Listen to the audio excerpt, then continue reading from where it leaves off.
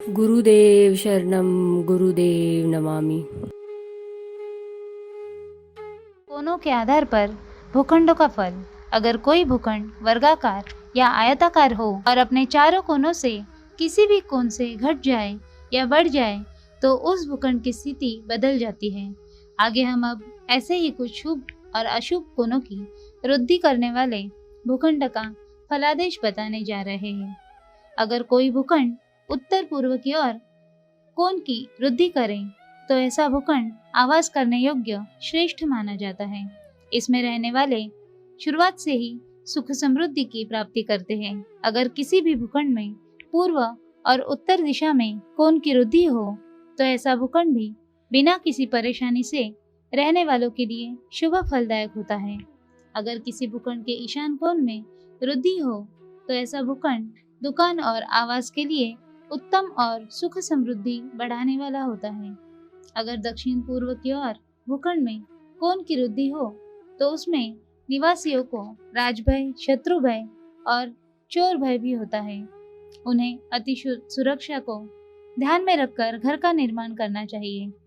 भूखंड के समकोण एक करके जैसे कि आकृति में दिखाया जा रहा है, बचे हुए भाग में फल फूल के पेड़ लगा देने चाहिए। अगर किसी भूखंड के दक्षिण पश्चिम दिशा के कोण में वृद्धि हो तो यह जगह भी गृहस्वामी के लिए अशुभ और हानिकारक होती है। ऐसी जगह निवास करने वाले सभी सुखी नहीं रहते। अगर किसी भूखंड के दक्षिणी पूर्व दिशा के कोण में वृद्धि हो तो यह गृहस्वामी के लिए हानिकारक है। ऐसे घर के स्वामी को शत्रु भय अधिक होता है। ऐसी जगह त्याग देनी चाहिए। अगर किसी भूखंड के उत्तर पश्चिम या वायव्य कोण में वृद्धि हो तो ऐसी जगह गृहस्वामी के लिए अशुभ और हानिकारक होती है। ऐसे व्यक्ति को आर्थिक तंगी, मानसिक और पारिवारिक कष्ट, क्लेश भी बढ़ते हैं। ऐसी जगह त्यागना ही उचित होता है। अगर किसी भूखंड की नैऋत्य अर्थात दक्षिण पश्चिम दिशा के कोण में वृद्धि हो तो गृहस्वामी को कष्टकारक, हानिकारक और अनिष्टकारक होता है। ऐसी जगह का भी चुनाव कभी न करें। अगर किसी भूखंड के उत्तर पश्चिम के कोण में वृद्धि हो तो यह भूखंड गृहस्वामी के लिए अशुभ होता है।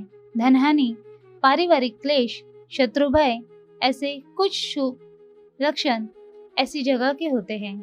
अगर किसी भूखंड के वायव्य कोण में पश्चिम और उत्तर दिशा में कोण में वृद्धि हो तो यह गृहस्वामी के लिए अशुभ कारक होता है। ऐसी भूमि त्याग देना ही उत्तम होता है।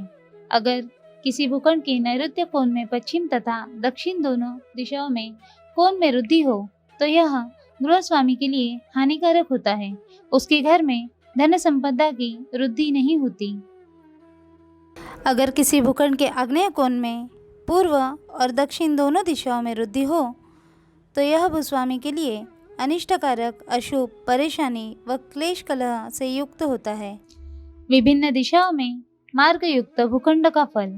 आमतौर पर भूखंड के किसी न किसी दिशा में पक्का मार्ग अवश्य होता है।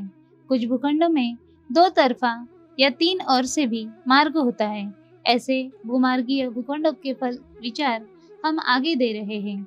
अगर किसी भूखंड के उत्तर दिशा में मार्ग हो और सभी दिशाएं बंद हो तो भूस्वामी के लिए शुभ फलदायक होता है।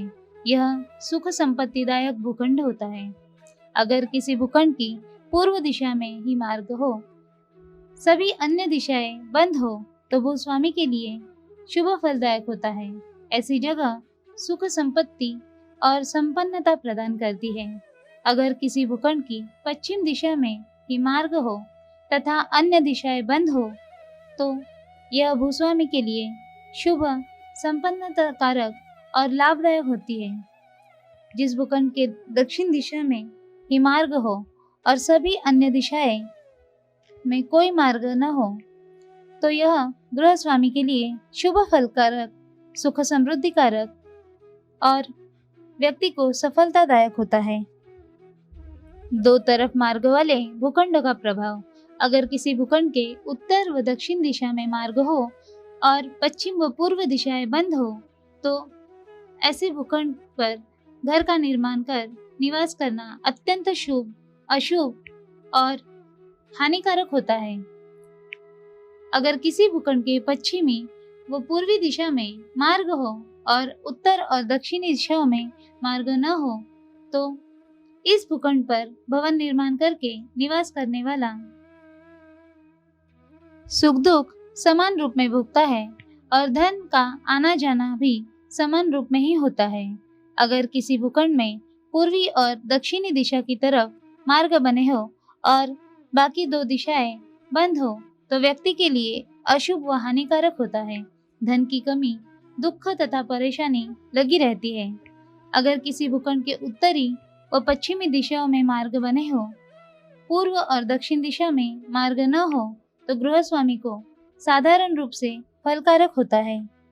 अगर पश्चिम व दक्षिण दिशा में मार्ग हो और उत्तरी और पूर्व मार्ग बंद हो तो गृहस्वामी को साधारण रूप से फलकारक होता है। अगर उत्तरी व पूर्वी दिशाओं में मार्ग हो और पश्चिमी दक्षिण दिशाएं बंद हो तो गृहस्वामी के लिए उत्तम फलदायक होता है। उसे सुख, समृद्धि, संपन्नता और ऐश्वर्य की प्राप्ति होती है। 3 और मार्ग वाले भूखंड का प्रभाव। अगर किसी भूखंड के 3 तरफ की दिशाओं यानी उत्तर, पूर्व या दक्षिण दिशा में मार्ग बने हो और एक दिशा यानी पश्चिमी दिशा में मार्ग न हो तो यह गृहस्वामी के लिए शुभ फलदायक सिद्ध होता है। अगर किसी भूखंड की उत्तरी, पश्चिमी तथा पूर्व दिशा में मार्ग बने हो और दक्षिण दिशा बंद हो, ऐसे भूखंड में आवास करने वाले व्यक्ति को परेशानी, क्लेश, कष्टकारक होता है। अगर किसी भूखंड के उत्तरी, पश्चिमी व दक्षिण दिशाओं में मार्ग बने हो और पूर्वी मार्ग बंद हो तो भूखंड में आवास करने वाले व्यक्ति को शुभ फलदायक होता है। यह सुख, संपन्नता और सफलता कारक सिद्ध होता है। अगर किसी भूखंड के पूर्वी, पश्चिमी व दक्षिणी दिशा में मार्ग हो परंतु उत्तरी दिशा बंद हो तो यह गृहस्वामी के लिए अशुभ फलदायक होता है। उसे किसी भी कार्य में सफलता नहीं मिल पाती। चारों ओर मार्ग वाले भूखंड का प्रभाव। अगर किसी भूखंड में चारों दिशाओं में मार्ग बने हो तो ऐसे भूखंड का स्वामी सुख, समृद्धि प्राप्त करता है। उसके लिए यह शुभ फलदायी भूखंड सिद्ध होता है।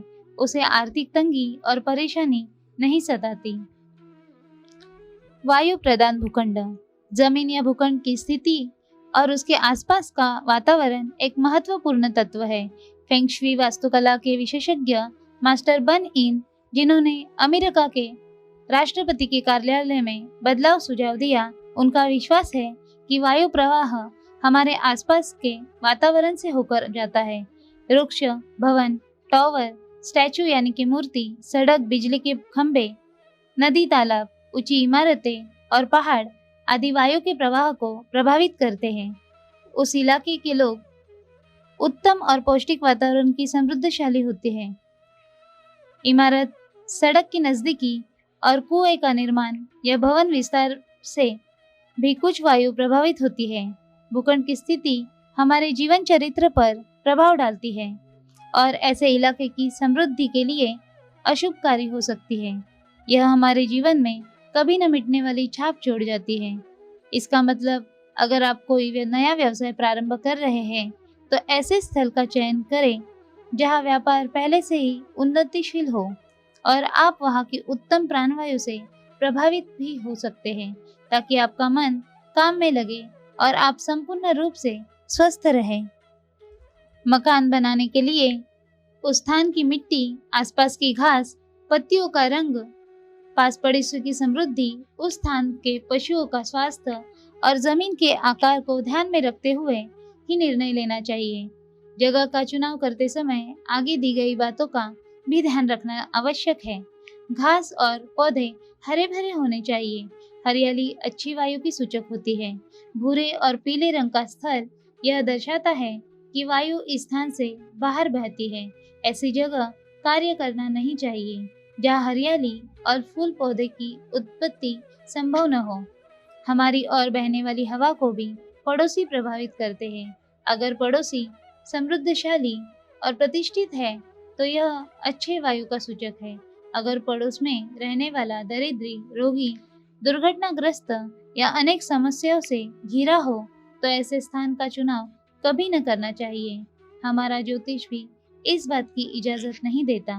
भूखंड की मिट्टी साफ सुथरी और जल निकासी की उपयुक्त व्यवस्था में होनी चाहिए। रेतीली गीली भूमि या अधिक भराव वाला भूखंड भाग्य वृद्धिकारक नहीं होता।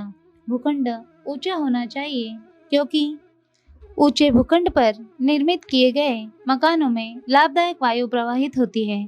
जिस मकान के सभी दरवाजे एक सीध में होते हैं, वहां भी वायु नहीं रुक पाती, एक ओर से दूसरी ओर निकल जाती है। यह बात प्रस्तुत चित्र में दर्शाई गई है। भूखंड के सामने समुद्र, घाटी या निचला स्थल तथा स्थल के पीछे पहाड़ या ऊंची भूमि अधिक लाभदायक होती है। आज के इस अध्याय में इतना ही। धन्यवाद।